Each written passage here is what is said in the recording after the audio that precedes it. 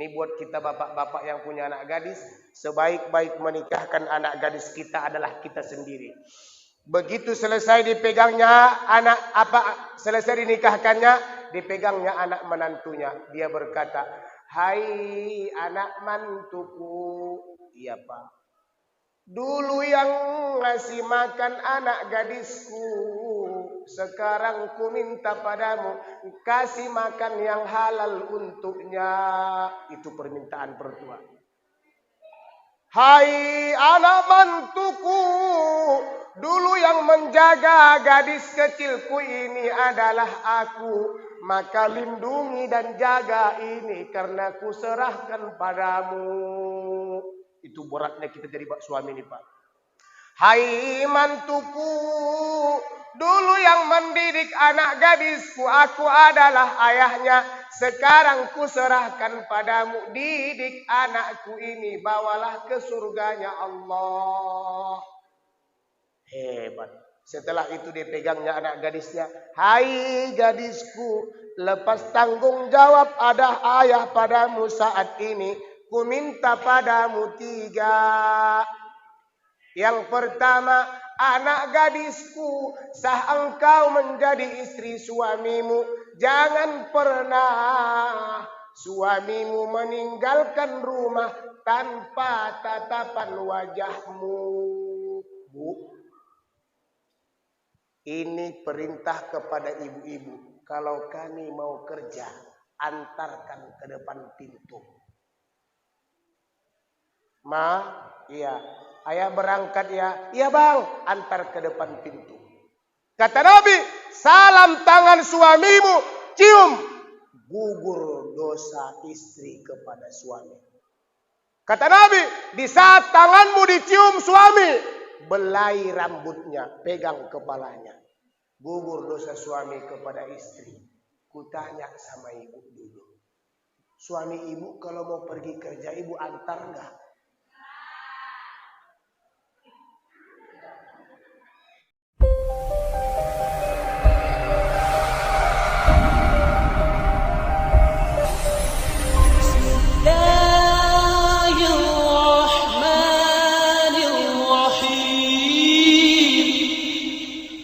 لقد كان لكم في رسول الله أسوة حسنة لمن كان يرجو الله واليوم الآخر وذكر الله كثيرا.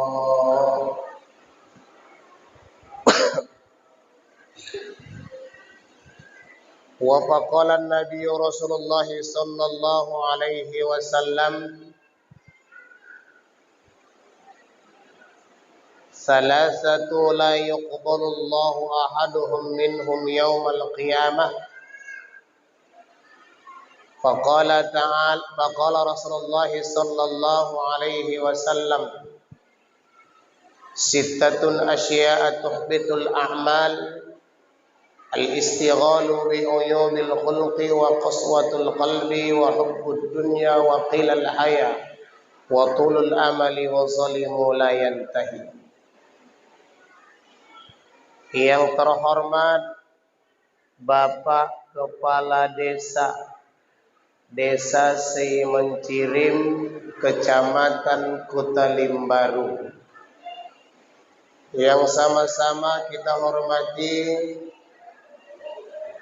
Forum Komunikasi Masjid dan Musola Semencirim dan Telaga Sari, yang turut berhadir bersama kita di malam peringatan Maulidun Nabiyuna Muhammad sallallahu alaihi wasallam.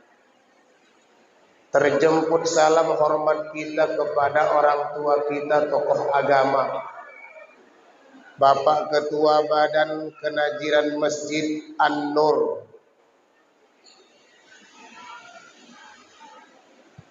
Bapak sebagai tokoh agama, pemuka agama di desa kita ini.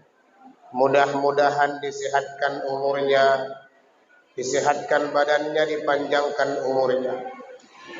Jangan terlalu galau. Walaupun acara sudah kita agendakan dengan sedemikian rupa, Allah punya takdir dan punya kehendak. Manusia hanya bisa berencana ketentuan dari Allah Subhanahu wa taala. Nabi bersabda, ketika hujan turun ada 3 sunnah. Yang pertama, sunnah ketika hujan turun, kata Nabi, berdoa pada kebaikan, karena bersamaan dengan turunnya hujan itu rahmat Allah sedang datang. Maka mari berdoa baik-baik.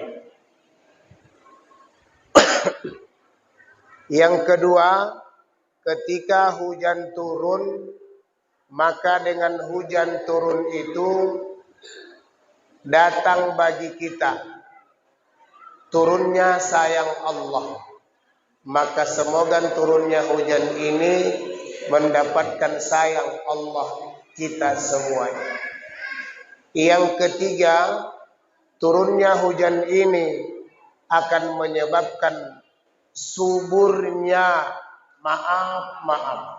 suburnya laki-laki dan perempuan. Makanya Nabi kalau turun hujan sengaja dia buka kepala dan sorbannya ditampungkan ke hujan itu, karena hujan itu akan menghadirkan suburnya kelamin laki-laki dan perempuan.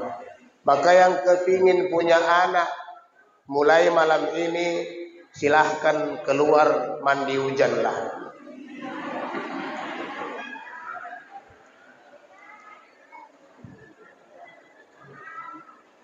Bapak dan Ibu alim ulama, cerdik pandai, tokoh agama, tokoh masyarakat, tokoh adat. Saya tak dapat menyebutkan satu persatu.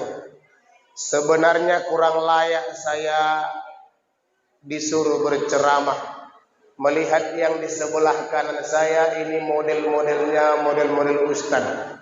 Bahkan saya tadi sempat agak ngah. Kepala desanya pun ustaz.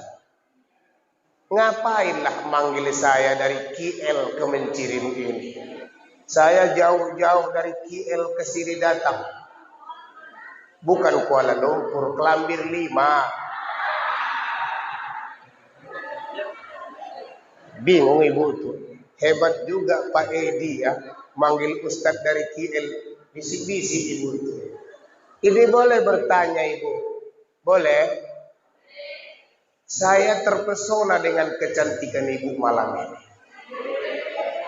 Kalau di rumah begini ibu cantiknya, kenapa tak jawab? Aku sanksi di rumah dasteran koya ini. Bapak Ibu, cantik bukan terletak pada penampilan. Cantik bukan terletak pada penampilan, karena penampilan itu adalah casing. Boleh jadi HP kita, HP jadul, ganti casing, gak punya paket, aktif enggak? Tidak. Boleh jadi penampilan kita kayak ustazah, kalau tak sholat, terkoneksi enggak dengan Allah? Nehu. Makanya kalau bisa cantik begini, letak cantik itu bukan pada penampilan, letak cantik itu adalah 2. Sebagaimana syair berkata, cantik-cantik berdandang, semoleh indah dipandang. Jangan. Cantik boleh Pak Haji. Karena kalau dalam masjid ini kurang berkreasi. Cantik-cantik berdandan, semoleh indah dipandang, selaras kata perbuatan, pasti orang kan senang. Jadi cantik itu seirama ucapan dengan perbuatan. Semanis cincin di jari, berhias permata intan, elok budi pekerti, harum jadi kenangan. Allah. Yang dikenang apa? Budi pekerti. Zaman bapak ni kepala desa. Zaman bapak ni kepala desa. Bapak ketua BKM. Yang dikenang orang tua apa? Budi pekerti. Tapi kita hidup. Janganlah seperti banyak cakap sedikit berbuat. Nek wong Jawa ngomong cangkeme nyocot. Praktekin gak eneng. Kata ibu tuh, wong Batak kok iso ngomong Jawa. Bojoku wong Jawa, wong Jogja. Lebih banyak ongkosnya ke sana daripada uang lamaran. Istri saya orang Jogja asli. Jadi hidup kita ini mencontoh Nabi. Tadi temanya di luar sana, jadikan Nabi tauladan. Nabi banyak sifatnya, identik 4. Sifat Nabi adalah siddiq, benar. Apa yang diucapkan Nabi pasti benar. Pasti benar apa yang diucapkan Nabi. Karena Nabi mustahil berbohong. Kata Nabi, al-mukazzabu bil qadari. Orang yang ditolak amal ibadahnya, kata Nabi, orang yang tak menerima takdir. Takdir kita malam hari ini turun hujan, terima. Jangan kecewa wahai anak-anakku remaja masjid. Ibu-ibu jangan kecewa. Ini takdir Allah. Kata Imam bin Adham, tak sehelai daun pun menetes ke atas bumi, jatuh ke atas bumi tanpa izin Allah. Ini izin Allah. Makanya dosa yang paling besar di antara kita adalah tidak menerima takdir. 1. Kedua, dosa di antara kita adalah menghina takdir orang. Contoh pertanyaannya, apakah bapak ibu suku Jawa ditakdirkan Allah? Tak ada suara. Macam tak menerima takdir ibu-ibu. Apakah ibu-ibu tertakdir suku Jawa adalah takdir Allah? Saya orang Batak, apakah takdir Allah? Lalu kenapa banyak orang kita Jawa ngejek orang Batak? Serius nih. Anak dia yang tak mandi, kami yang salah.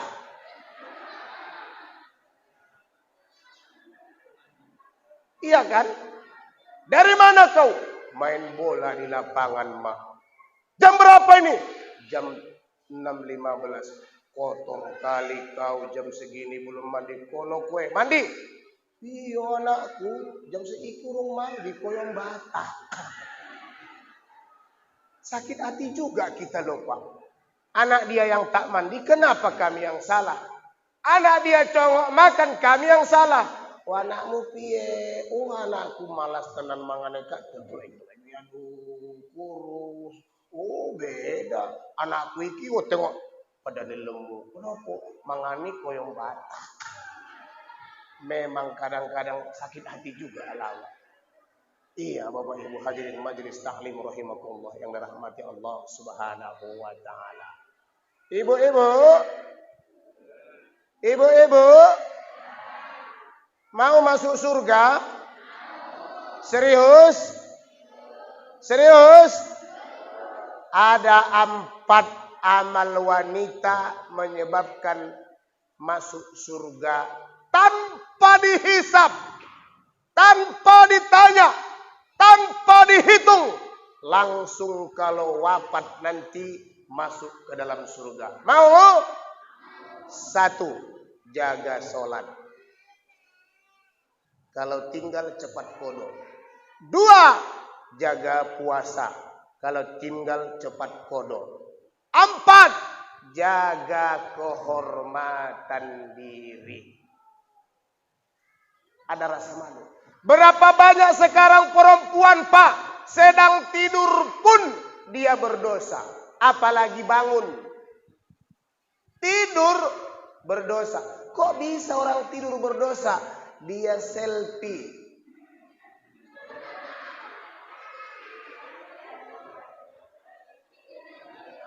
Diposting di media sosial TikTok, joget-joget. Anak gadis. Yang parahnya mama-mama. Joget di keyboard, divideoi, dibagikan di snack video YouTube. Ketika orang melihat itu adegan, maka ibu dapat aliran dosa. Mau ibu media sosial tak berdosa? Mau? Kayak yang di depan saya ini. Tausiah agama divideokannya, dibagikannya nanti di YouTube.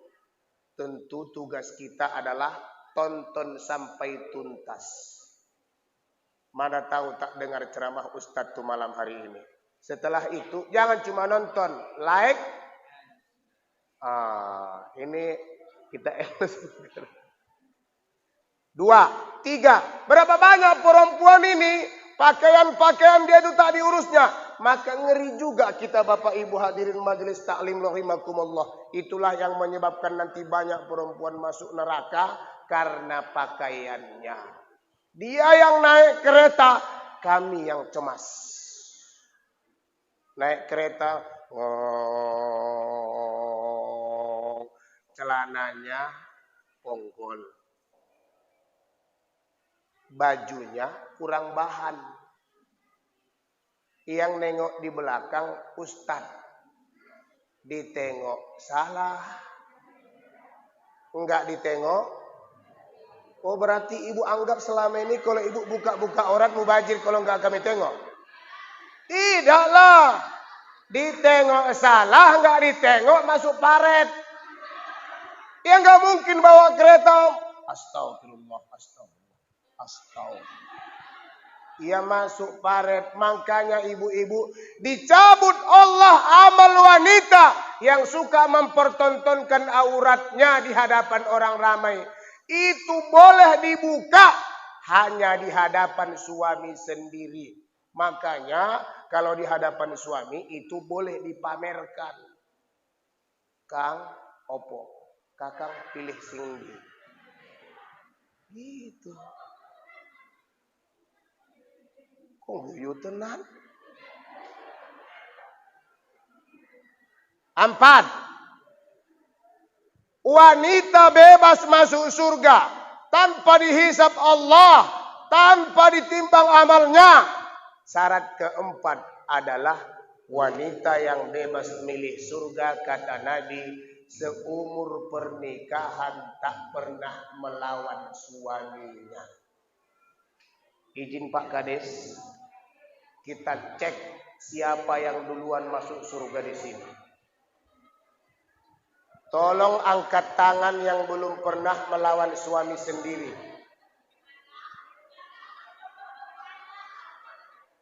Tolong angkat tangan yang belum pernah melawan suami. Jadi ini istri penghuni neraka semua.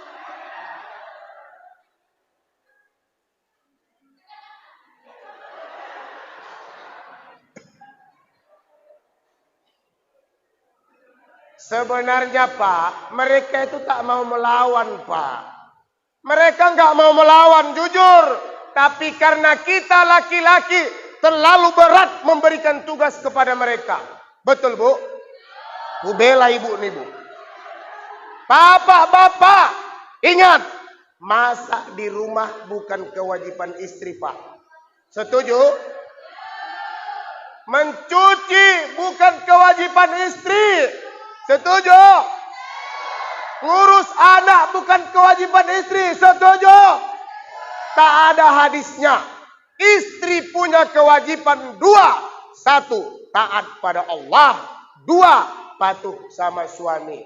Jadi kalau ibu patuh sama suami, suami suruh nyuci,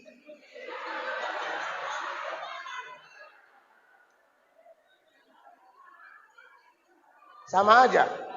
Kalau ibu patuh sama suami, suami suruh masak.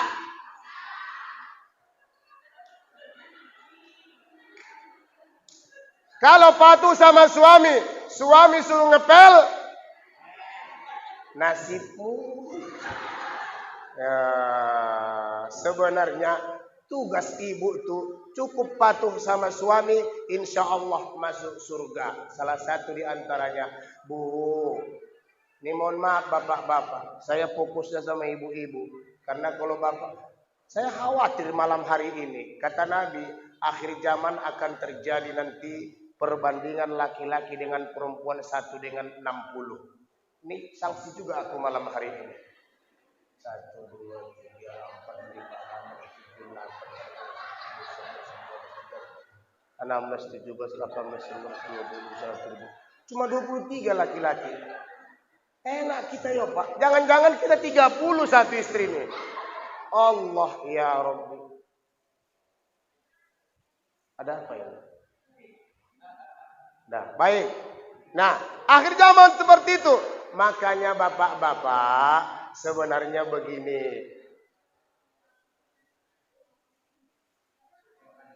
Udah situ aja, enggak apa-apa. Enggak usah repot-repot. Enggak usah. Angkat aja sini.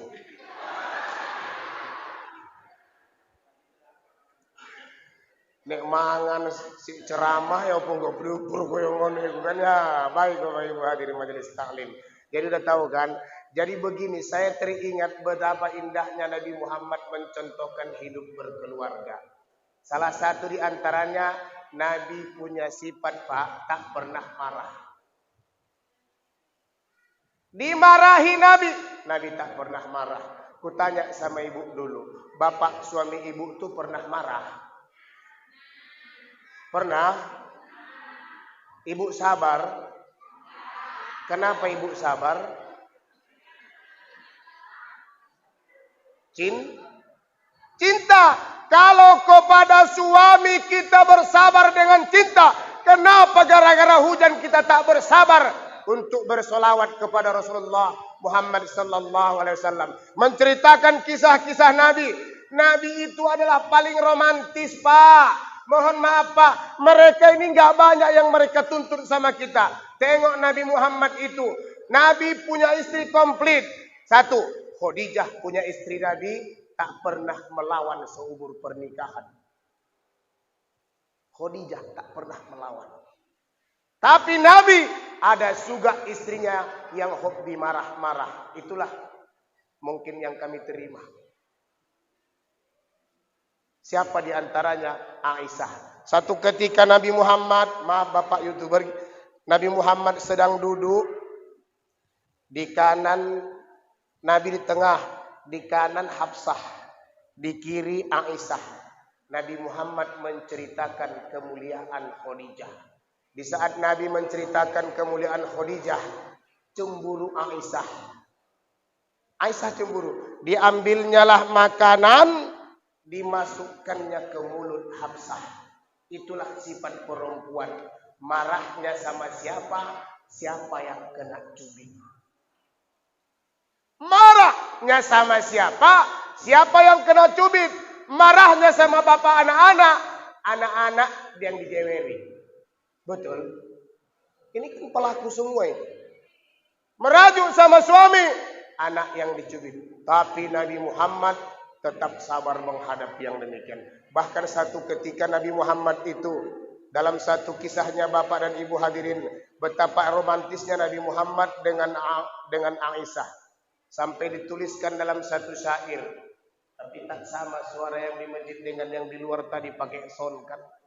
Saya tadi kalau di luar mantap juga ini kan. Apa syair berkata? Aisyah itu adalah istri Nabi yang paling cantik. Sampai-sampai ada penyair berkata, menuliskan satu syair, apa kata dia? Mulia, indah, cantik, berseri. Ikut ibu-ibu ya, boleh? Ikut ibu boleh? mulia, indah, cantik, berseri, kulit putih, merahnya pipimu, ya Aisyah, putri Abu Bakar, istri Rasulullah. Sungguh sweet Nabi mencintamu, hingga Nabi minum di bekas bibirmu. Ada sunnah, Pak. Minum bekas istri sunnah loh, Pak. Maka nanti ibu sampai di rumah, kalau bapak minta minum, langsung ibu ambilkan air putih di gelas, lalu ibu pun pasang lipstik. Setelah itu ibu lengketkan. Setelah itu minumlah Kang, iki Kang. Kalau diminum bapak, berarti bapak pengikut sunnah. Sekarang mau saya tanya, ibu, bekas ibu diminum bapak atau bekas bapak ibu minum? Dua-dua. Romantis sekali ya. Berarti satu gelas dua pipet ya Bu ya? Itu waktu pacaran.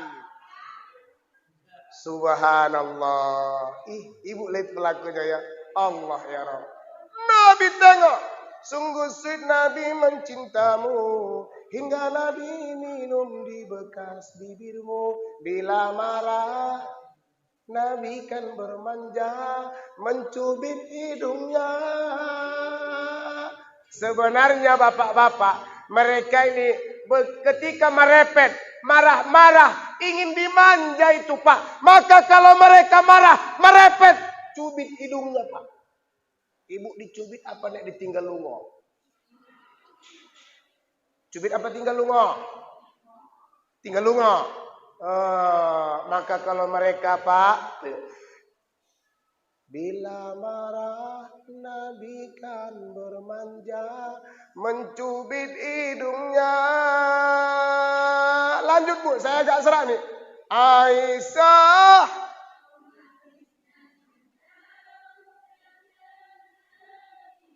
dengan baginda selalu hingga ujung nyawa. Aisyah,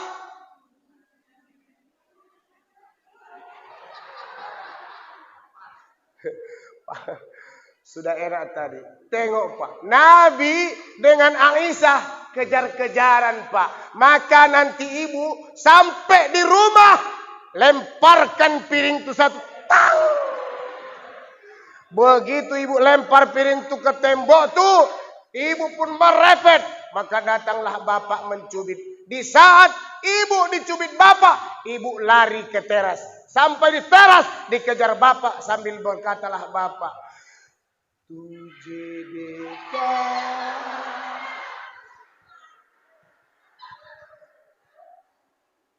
tujhe dekha to ye jana sanam. Hujan mah Pak Kades, suaranya kurang etis. Tujhe dekha to ye jana sanam, प्यार होता है दीवाना सनम अब ये कैसे कहा साई हम तेरे माँ हो नहीं Saniyam. Istrinya Saniyam. Maaf, terpaksa dirubah suasana supaya kondusif. Nah, Nabi sifat pertama siddiq. Di antara siddiq itu tampil perilaku Nabi adalah benar. Apa yang dilakukan Nabi adalah contoh buat kita dalam berumah tangga, insya. Yang kedua, perilaku Nabi. Apa itu? Nabi itu lahir dalam keadaan disunat. Halo? Halo? Kau udah sunat? Udah sunat? Udah.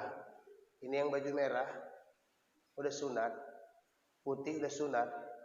Alhamdulillah. Nabi Bapak Ibu lahir terkhitan. Apa hikmah Nabi lahir terkhitan? Nabi lahir tak bawa najis. Sebab najis itu melekat pada kemaluan. Terutama kita anak laki-laki, anak-anakku yang di luar. Bila anak belum dikhitan, mohon maaf. Kalaupun dia habis kencing, istinja, itu takkan bersih. Kenapa? Ujung pistol air tuh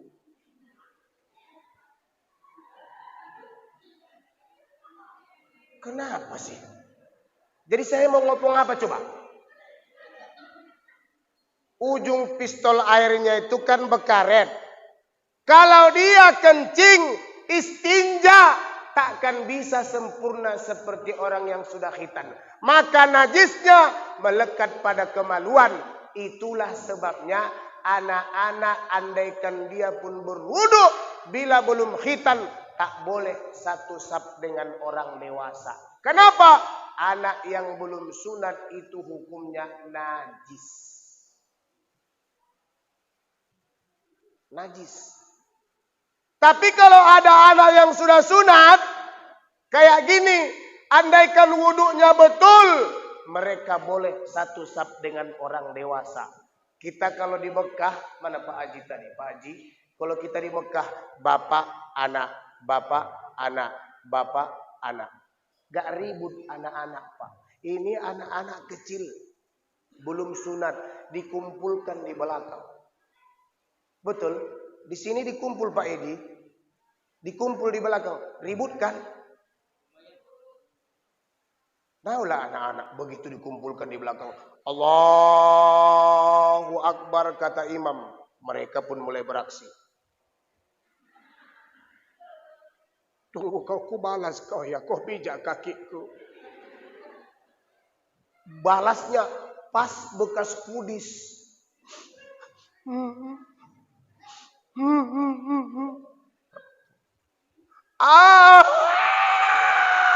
Menjerit anak itu di belakang. Wa imam pun mulai berubah bacaannya. Wala ana abidum ma'abattum. Ini biasanya yang lasak kayak gini itu anak si ane itu. Iya, memang anaknya rajin ke masjid, bapaknya enggak. Iya, tunggu nanti siap sholat, ku selentik kupingnya itu. Allahu Akbar. Kalau enggak anak si anu lasak juga itu. Sami Allahu liman hamidah. Jangan-jangan cucuku pula. Akhirnya sepanjang sholat menghayal. Makanya itulah yang menyebabkan anak-anak itu tak boleh dia dibuat kumpul. Dengan catatan mereka diserak di antara bapak-bapak yang dewasa. Dengan catatan mereka disunat. Makanya Nabi Muhammad itu umur 7 hari. Lahirnya cucu beliau. Diberi nama. 7 hari itu dilakukan sunnah Nabi 3. Yang pertama, ketika Nabi Muhammad lahir cucunya, hari ke-7 dibuat Nabi. Sammaikallah, bismilladzi Hasan. Hari ke-7 ditabalkan nama. Setelah itu, di hari ke-7 langsung diakikahkan Nabi motong kambing. Setelah itu, di hari ke-7, cucu pertama Nabi langsung dikhitan dan disunat. Makanya Nabi Muhammad, Hasan itu dibawa ke masjid. Pernah satu ketika Nabi Muhammad sedang sholat, Allahu Akbar, Sami Allahu liman hamidah. Sujud Nabi 10 menit Nabi tak bangkit-bangkit. Allahu Akbar, sujud. Akhirnya sahabat, lama kali ini Rasul bangkit dari tempat sujud. Jangan-jangan sudah wafat.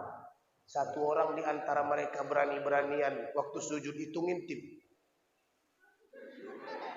Rupanya Nabi Muhammad sedang sujud, cucunya duduk di lehernya.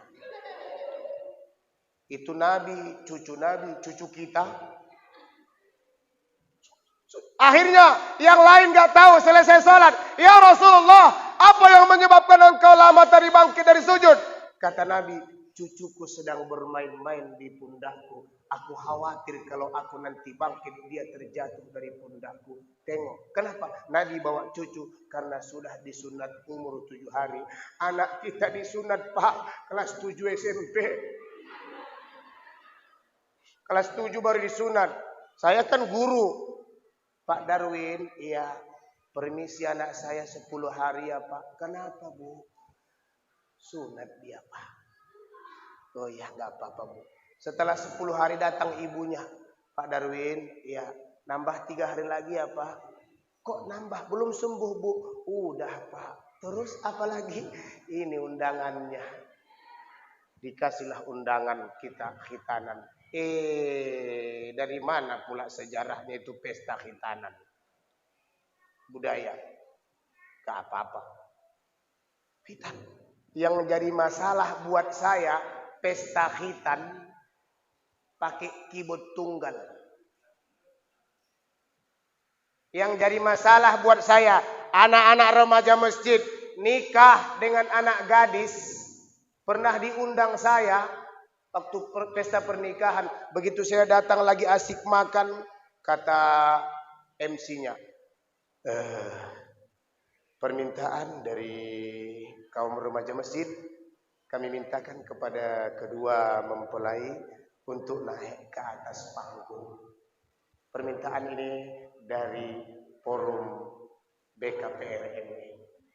Kepada kedua mempelai kami persilahkan datang. Naiklah pengantin itu dipegangnya. Sampai di atas, datang kawan, duet. Jadi duet, dipegang dalam tangan istrinya. Nyanyilah orang itu di atas keyboard. Suami istri. Jijik aku. Kok jijik? Datang istrinya berkata, dipegangnya tangan suaminya, dipegangnya dadanya. Dia pun berkata, malam ini malam terakhir bagi kita.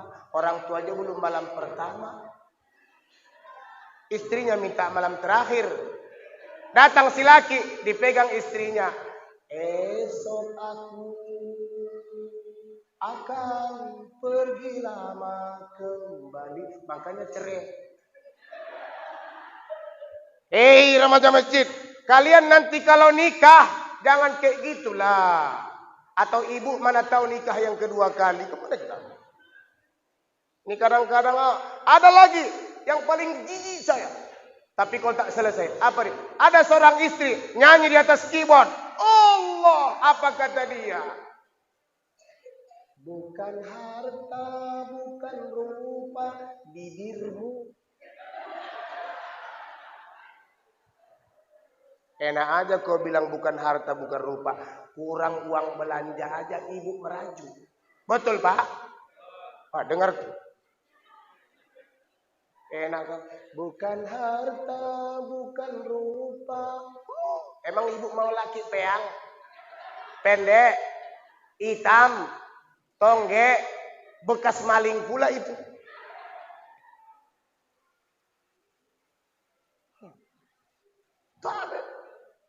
Kalau bisa, jangan separuh-separuh. Bukan harta, bukan rupa, bukan pula kemewahan. Lalu apa?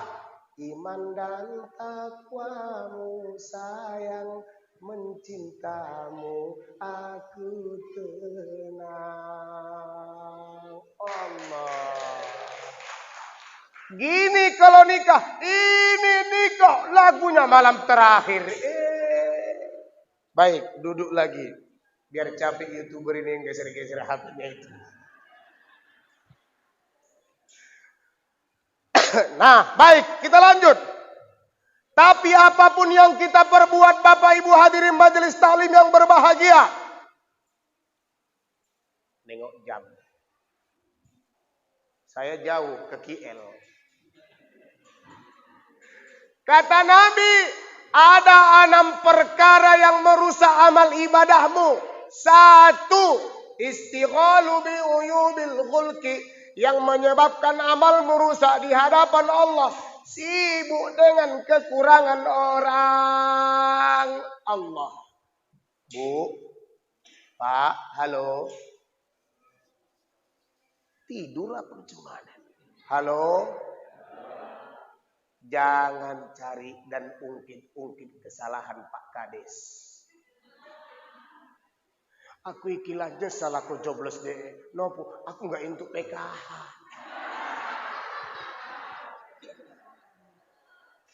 Betul pula katanya itu. Bu, desa itu hanya mengusulkan. Betul Pak? Yang menetapkan itu dari kementerian. Maka kalau ibu tak dapat PKH, bukan urusan kepala desa. Dia hanya usulkan yang mengaksesi kementerian. Maka jangan gara-gara itu ibu SKT dengan kades.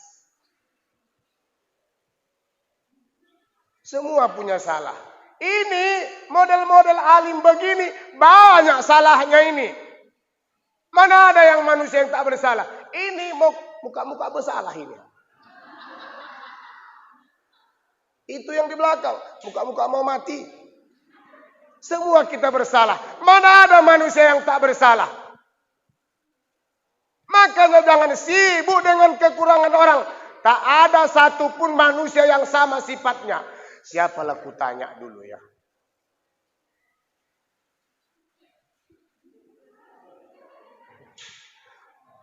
Ini masih muda, nggak bisa ditanya. Yang tua-tua dikit lah. Bu, yang jilbab merah, boleh nanya? Boleh? Berapa anak ibu? Bapaknya udah berapa, Bu? Bapaknya berapa, Bu? Mamanya? Berarti 1 suami, 1 istri. Anak 3. Betul? Boleh nanya lagi, Bu? Sama enggak sifat anak ibu itu? Enggak. Maksud saya begitu. Kalau yang 1 ayah, 1 mak, beda sifat. Apalagi sedusun berapa ya? Sedusun 3. Wajar kita banyak perbedaan. Yang 1 ayah, 1 mak saja beda sifat. Apalagi kita sedusun 3. Sedesa. Wajar. Sifat manusia itu kan 6. 3 sifat wanita. 3 sifat laki-laki. Laki-laki sifat dasarnya adalah. Dengar nih Pak, Bu.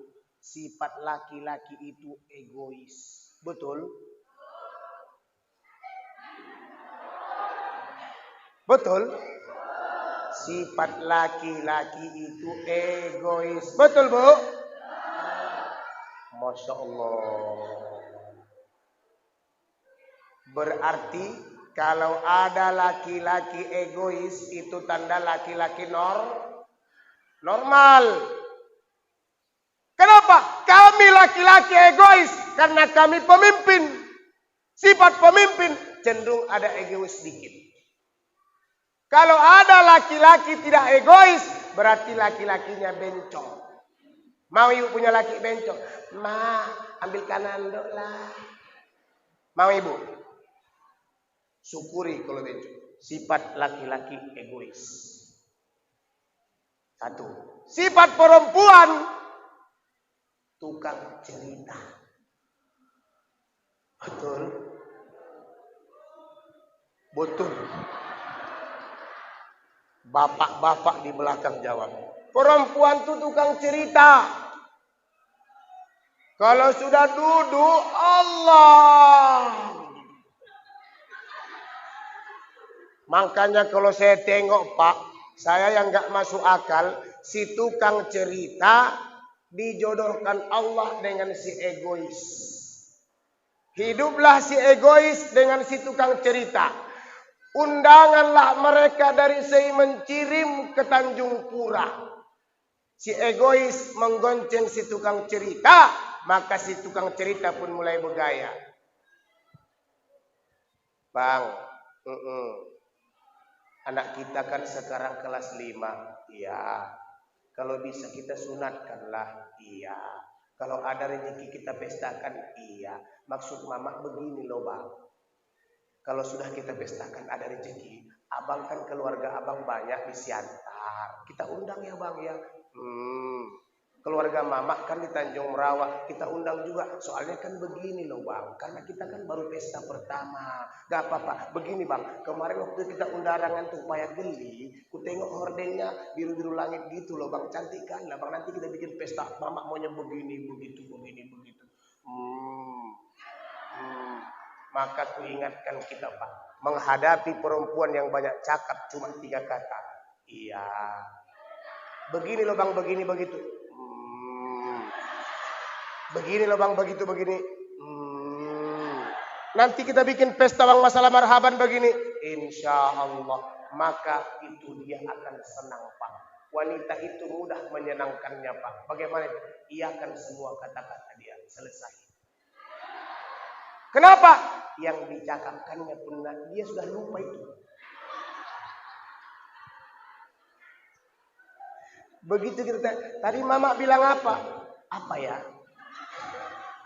Itu ibu-ibu yang kayak itu banyak di Binjai. Di Semencirim enggak jauh beda. Tapi ibu-ibu mesti tahu, kami ini punya sifat egois. Di saat ibu banyak cerita, banyak cakap, kami udah gondok itu. Ibu nikmat bercerita, lama-lama ibu angkat kaki. Ujung-ujungnya tangan. Lama-lama dagunya ke pundak. Di saat ibu nikmat dengan cerita ibu nggak sadar saat ngomong begini begitu, muncrat ludah ibu. Karena kuping bapak tuh naik sifat kedua bapak, ditengoknya ke belakang. Tangkemmu.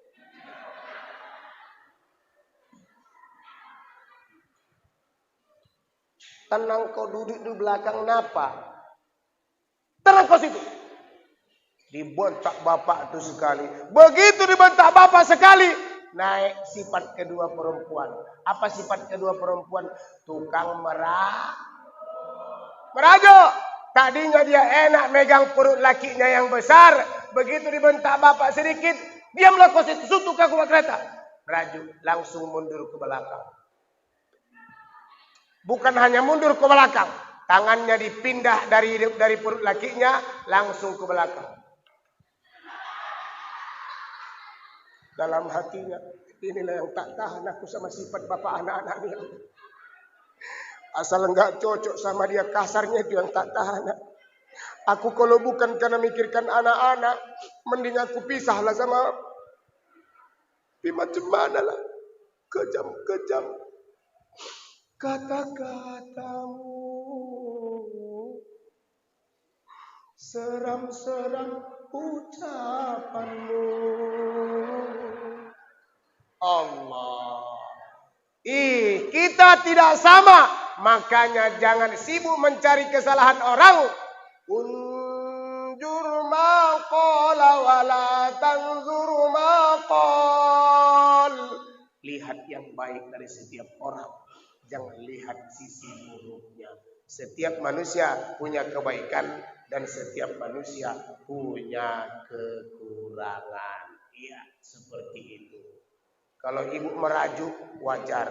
Saya nih, istri saya juga merajuk. Tapi kalau dia merajuk, mudah saya menyelesaikannya. Ku peluk dari belakang. Lagi masak dia nyuci piring. Karena sifat perempuan ini kalau merajuk, semua dikerjai. Kain bersih pun dicuci. Betul? Iya, Bu?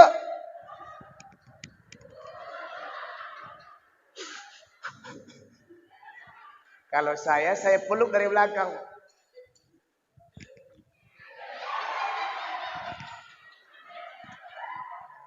Begitu dia goyang, ku bilang, setiap manusia punya rasa cinta yang mesti dijaga kesuciannya.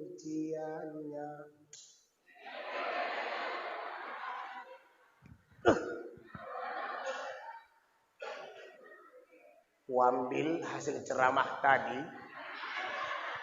kutempelkan ke tangannya. Namun adakala insan tak berdaya saat dusta mampir bertahta.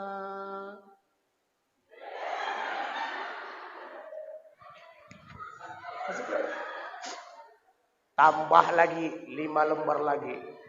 Hadirmu tempat berlindungku. Lanjut.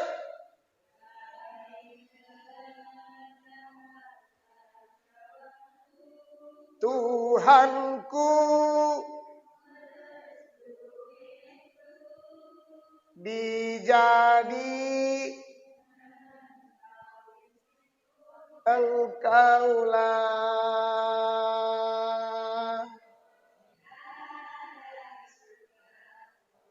Akhirnya dia balik. Renjalo opo kan. Begitu kalau sudah cair, jalo opo. Pagi ini keramas.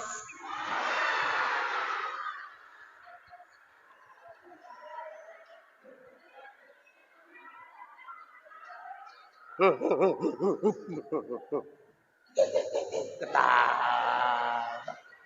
Inilah saya di setel Pak Edi memang. Pak, jangan serius-serius sekali Pak. Banyak omong-omong. Inilah yang kalian mau kan? Baik.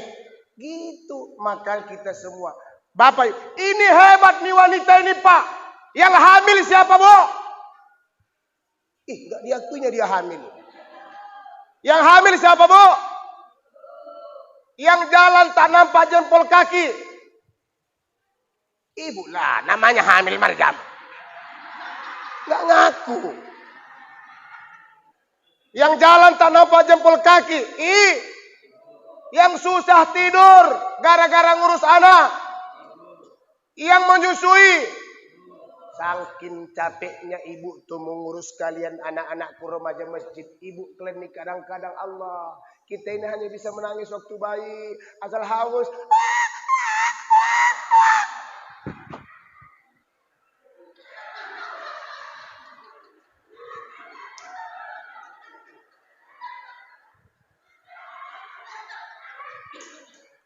Habis kenyang, lepas tidur.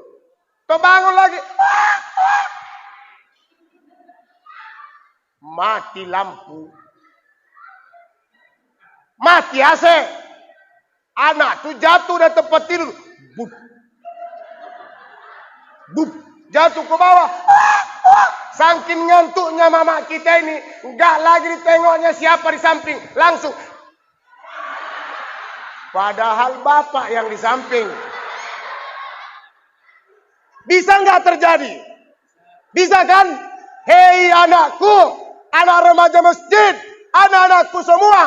Itulah perjuangan ibu untuk kita. Maka jangan lawan ibumu. Jangan durhaka kepada ibu.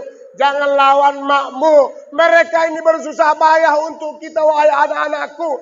Dia rela nggak kenyang demi kita. Kadang-kadang dia tahankan perutnya lapar. Padahal pulang wirid dia bawa ayam penyet. Ikan di anakku ya Allah. Dimakannya risol sama lapis. Kuenya dibawa pulang demi anaknya. Begitu besar kita berani melawan ibu kita. Na'udzubillahi min zalik.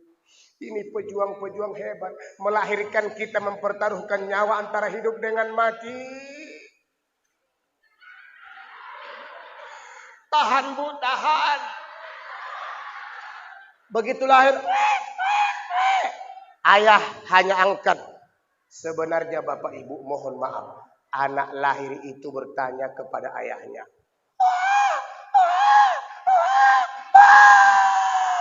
Itu menurut sebahagian pendapat. Anak lahir bertanya kepada orang hidup. Artinya huwa. Apa arti huwa? Siapa dia? Makanya potong pusatnya, diangkat bapaknya.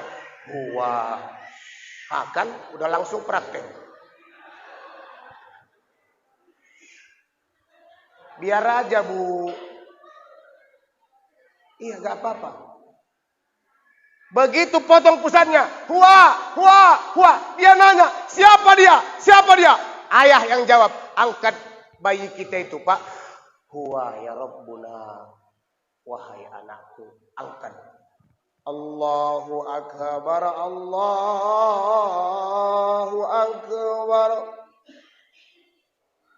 Iya, gitu anak bayi itu lahir. Disitulah menanamkan ilmu anak pertama tauhid. Asyhadu an la ilaha illallah. Anak saya 5. Saya ajankan. Tadinya nangis ketika saya ajankan diam. Tak. Iya Pak. Ibu-ibu mana lagi nampak dia itu. Dia udah hitting 10.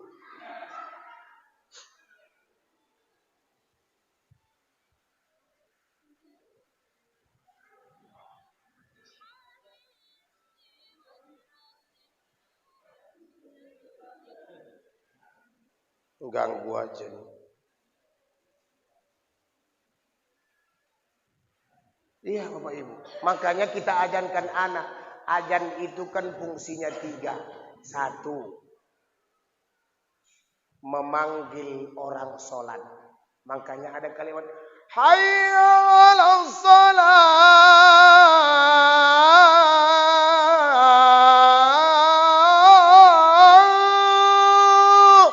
Mari sini sholat. Kalimat yang pertama, Allahu Akbar, Allahu Akbar. Itu ngusir setan. Tak kala Nabi sedang duduk bersama Muaz dan Umar, datang setan bertamu.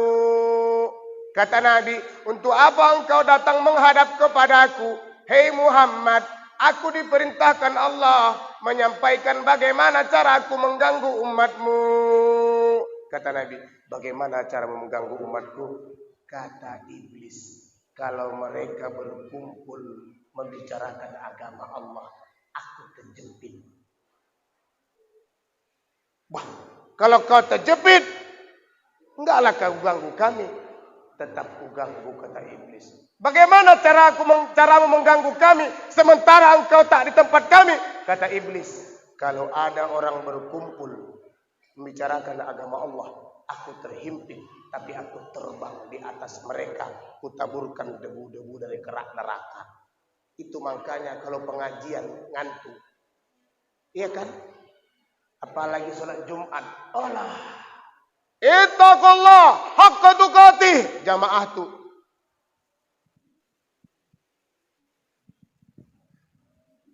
Kenapa? Kalau cerita agama. Yang ketiga, fungsi ajan mengusir setan. Andaikan di simpang-simpang famili itu setan mau datang, yang ajan di masjidnya anak muda, lari setan itu. Begitu dia mau masuk menggoda rumah ke rumah, yang ajan anak remaja masjid. Allahu Akbar, Allahu Akbar. Panas. Lari dia ke Telaga Sari.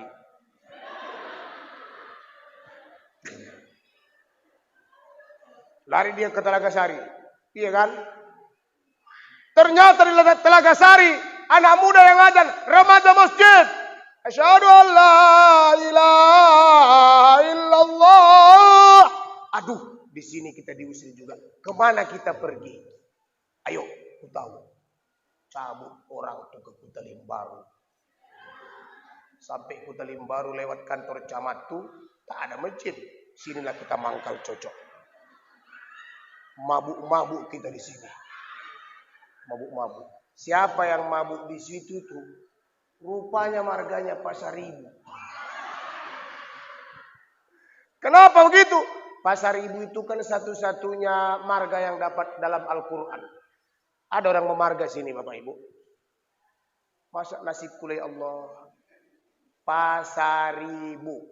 Asal katanya syaroba. Artinya minum. pasaribu maka minumlah.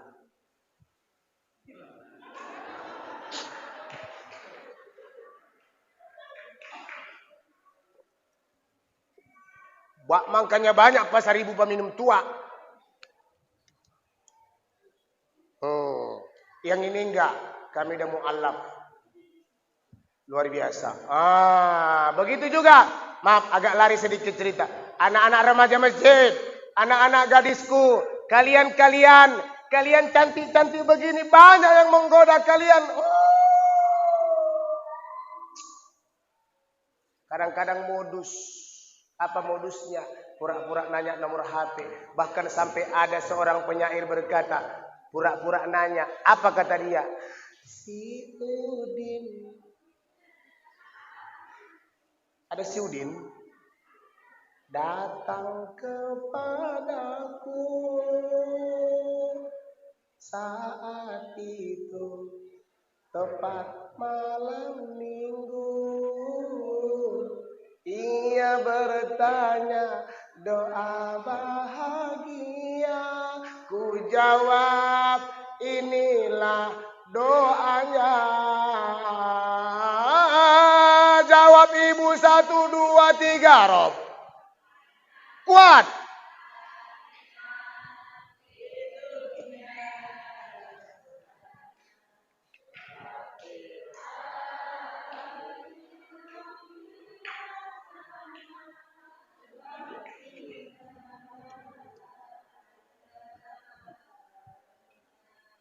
Minta tolong aku dilanjutkan minum dulu maksudku.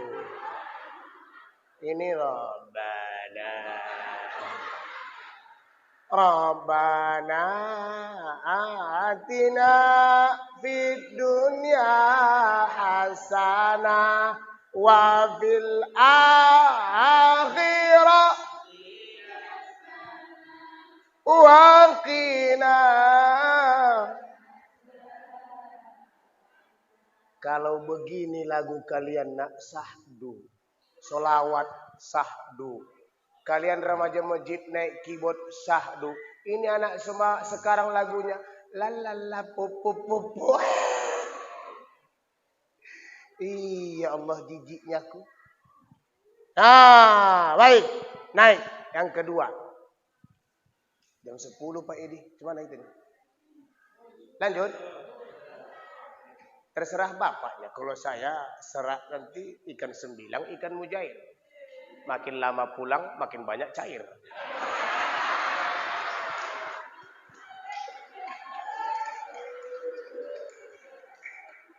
Enggak, maaf. Enggak. Pokoknya seberapa yang disediakan untuk transport, saya terima ikhlas. Kekurangannya dari Pak Kades saja enggak apa. Kan sama-sama Ustadz. Pahamnya dia itu paham. Kalau beliau kan SPDI. Saya SAG.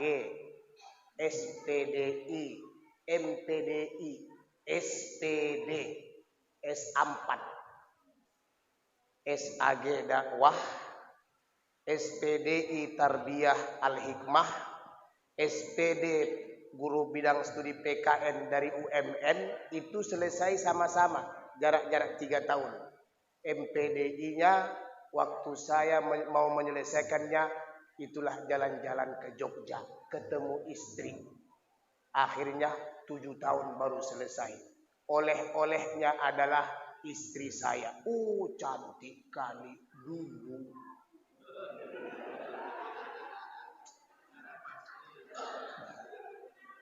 Kenapa? Masih 23 tahun. Sekarang lebih cantik lagi. Kenapa? Kalau saya mau pergi, nilillahi ta'ala, tetap diantar ke depan pintu. Tadi, di mana ngisi ya? Di Mencirim. Di mana? Kami ikut enggak? Enggak usah. Siapkan anak-anak besok masuk sekolah. Tetap minta ikut kalau saya pergi. Kemarin ke Aceh, ke Besitang, ke Banda. Ikut dia. Kenapa? Takut dia amplopku. Maaf. Ngikut. Itulah saya yang paling saja Allah. Asal mau pergi diantar. Mau pulang. Jam berapapun saya nanti pulang. Pasti disambut. Assalamualaikum. Waalaikumsalam. Langsung dibuka pintu. Ini ibu rahasia Jajang kasih tahu. Tapi kalau ibu beramal. Salam cium tangan suami. Apa kata Nabi? Rasulullah bersabda. Jika engkau ditinggal suamimu. Maaf. Jika engkau punya dosa sama suamimu, salam tangan suamimu, gugur dosamu. Makanya ada sepupu Nabi, Ali bin Abi Thalib. Paman Nabi Abu Thalib punya anak gadis, punya anak lajang namanya Ja'far. Ja'far punya anak gadis. Waktu menikahkan anak gadisnya, dia pegang anak menantunya. Ini buat kita bapak-bapak yang punya anak gadis, sebaik-baik menikahkan anak gadis kita adalah kita sendiri. Begitu selesai dipegangnya selesai dinikahkannya, dipegangnya anak menantunya. Dia berkata, "Hai anak mantuku." "Iya, Pak." "Dulu yang ngasih makan anak gadisku, sekarang ku minta padamu kasih makan yang halal untuknya." Itu permintaan pertua. "Hai anak mantuku, dulu yang menjaga gadis kecilku ini adalah aku. Maka lindungi dan jaga ini karena ku serahkan padamu." Itu beratnya kita jadi suami nih, Pak. "Hai mantuku, dulu yang mendidik anak gadisku, aku adalah ayahnya. Sekarang ku serahkan padamu, didik anakku ini, bawalah ke surganya Allah." Hebat. Setelah itu dipegangnya anak gadisnya. "Hai gadisku, lepas tanggung jawab ada ayah padamu saat ini. Ku minta padamu 3. Yang pertama, anak gadisku, sah engkau menjadi istri suamimu. Jangan pernah suamimu meninggalkan rumah tanpa tatapan wajahmu." Bu, ini perintah kepada ibu-ibu. Kalau kami mau kerja, antarkan ke depan pintu. "Ma, iya. Ayah berangkat ya." "Iya bang." "Antar ke depan pintu." Kata Nabi, salam tangan suamimu, cium. Gugur dosa istri kepada suami. Kata Nabi, di saat tanganmu dicium suami, belai rambutnya, pegang kepalanya. Gugur dosa suami kepada istri. Kutanya sama ibu dulu. Suami ibu kalau mau pergi kerja, ibu antar enggak?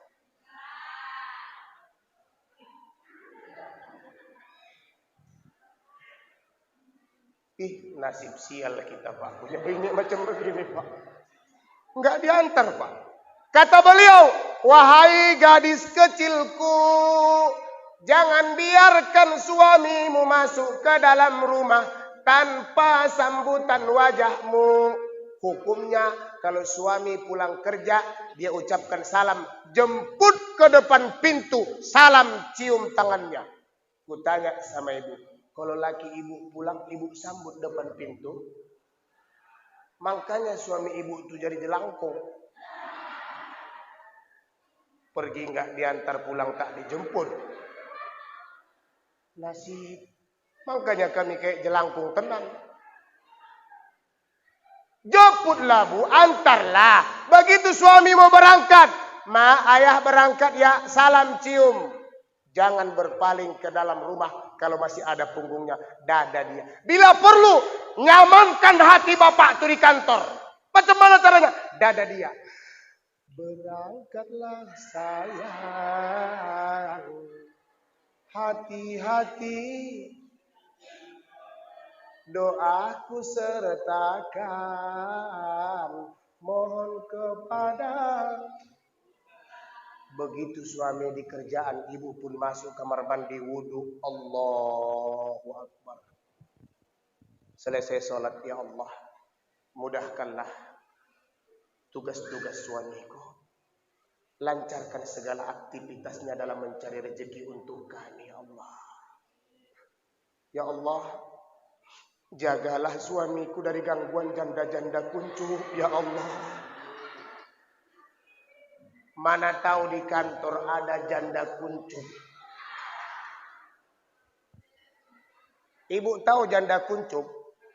Gak tahu. Gak tahu. Janda kuncup tuh janda muda dicerai laki, belum punya anak, kan masih kuncup.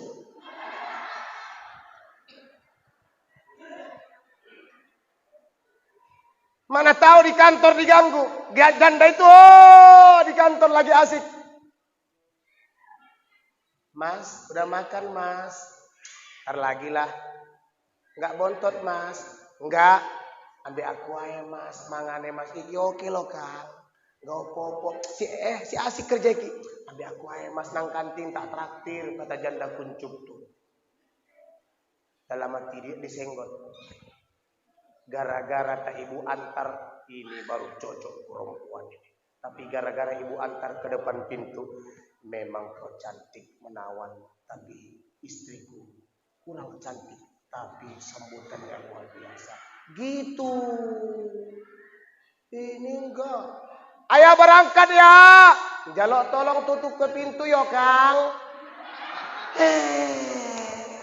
Sial kami, la ilaha illallah.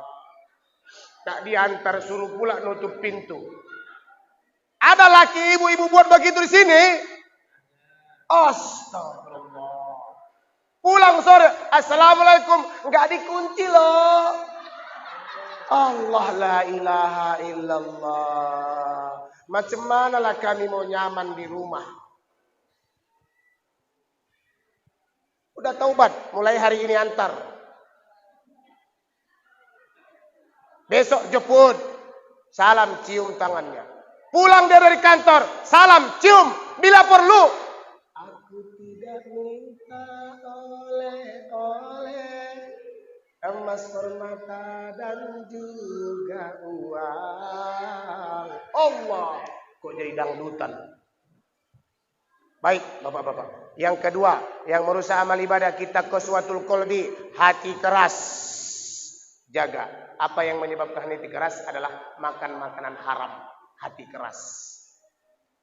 Kata Nabi, jika engkau makan dan masukkan makanan haram ke dalam perutmu satu tetes, 40 hari doamu ditolak Allah. Kalau makan haram satu tetes bisa 40 hari doa kita tak dengarkan Allah, apalah hukumnya makan uang kampanye caleg. Kenapa diam? Berarti kena siram semua ini. Lah Ustadz, aku kan gak jalo, aku kan gak minta, dikasih. Betul, aku juga dikasih. Jadi Ustadz makan? Enggak. Kemana Ustadz buat? Kumasukkan ke masjid. Masolihul ummah. Enggak boleh kita makan? Boleh. Apa syaratnya? Kata ulama Al-Azhar, kalau pilihanmu memang dia, andaikan dia enggak ngasih terima kasih, engkau sudah istikharah, jatuh pilihanmu kepada dia, lalu dia kasih engkau hadiah, baik 5 kilo beras, baik minyak goreng 1, baik gula, itu hukumnya halal. Yang haram itu mana? Pilihan ibu 02. Datang serangan pajar dari 01. Akhirnya ini baru cocok. Beralih pilihan gara-gara sogok, itu baru haram. Jelas? Gak ada yang mau jawab. Pikir ibu tuh habis tak dapat pada kita ini. Nah, ya, hati keras. Ketiga, yang merusak amal ibadah kita, hubbud dunia. Terlalu cinta kenikmatan dunia. Dunia ini, aduh, tak lama ini. Gadis nikah, Kelas berapa nak? Udah tamat ya? Udah kuliah? Kita ini kan gak berhenti bernafsu. SD kepingin SMP, SMP tamat masuk SMA, SMA tamat kepingin kuliah, udah kuliah kepingin kerja, udah kerja kepingin nikah, udah nikah pingin punya anak, anak satu punya, pingin punya rumah sendiri, punya rumah sendiri, tambah anak, anak dua digonceng anak tuh kemana-mana. Oh, undangan ke Payageli, undangan ke Mencirim, undangan ke Sunggal Kanan, undangan ke Tandem, undangan ke Bulu Cina, pas undangan ke Tanjung Pura, goncengan. Oh, sampai di sana, cucu kakek. Pas pulang enak tuh, tidurlah anak tuh. Di depan satu, di belakang satu, bingung lamanya. Turun pula hujan, singgahlah di ruko. Tak berhenti hujan tuh. Istri pun ngomong, Mas, nopo, andaikan kita punya mobil ya Mas ya. Dah jual kereta, beli mobil. Mobilnya mobil Carry. Jalan-jalan ke Brastagi, mogok di Sibolangit. Akhirnya lewat mobil, Kang, jual Carry yo Kang. Iya, jual Carry, beli Avanza. Jalan-jalan ke Langsa. Dipotong sama Innova. Jual Avanza, beli Innova. Dapat Innova, jual, beli Toyota Fortune. Fortune dijual, beli Toyota Alphard. Alphard dapat, Al-Fatihah.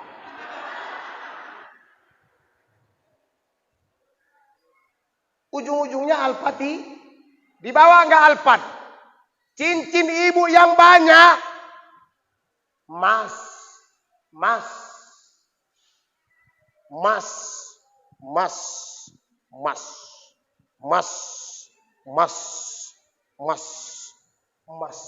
macam toko mas ibu. Mati ibu, dibawa itu bu, dibawa. Begitu ibu meninggal dicopoti bapak satu-satu. Ma, 20 tahun kita sama kau tinggalkan papa. Habis dicopotnya masukkannya ke mangkok. Habis 40 hari dipanggilnya, Non, iya pak. Tolong kau ambilkan cincin mendiang makmu nak. Datang anak gadisnya dibawa. Allah, kenangan kami sama mamamu dibeli cincin ini ya Allah. Daripada ku tengok-tengok cincin ini nak. Ada apa pak? Izinnya kalian ayah jual ini. Kok dijual pak? Kau kan dari Pinang orang. Abangmu sudah nikah. Kakakmu sudah anak satu. Kau bulan 11 dan nikah. Bapak sama siapa di rumah? Maksudnya pak? Kalau kalian ikhlas bapak jual ini. Mana tahu bisa modal kawin lagi nak. Daripada dibuat bapak itu modal kawin lagi, lebih baik disedekahkan ke Masjid An-Nur. Setuju? Setuju? Ayo ketua masjid ambil kotak. Kita ngumpul emas. Cepat. Setuju? Setuju? Diam. Tadi nanti. Setuju. Begitu mau dikutip. Setuju? Tadi lagi jawab. Alah.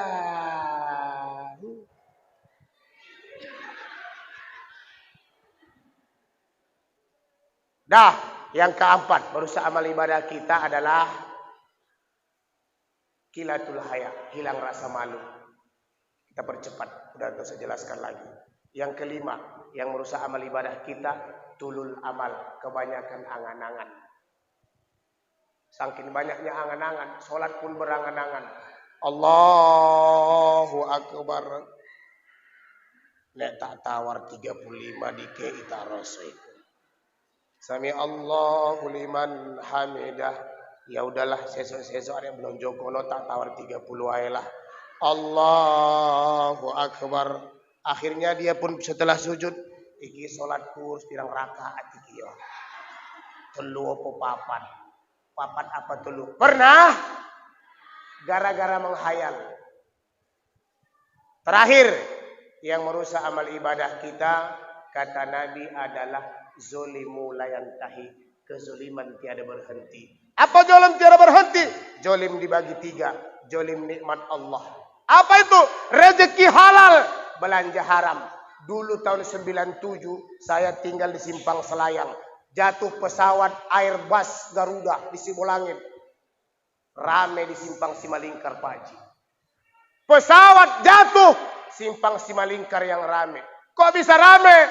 Beli togel.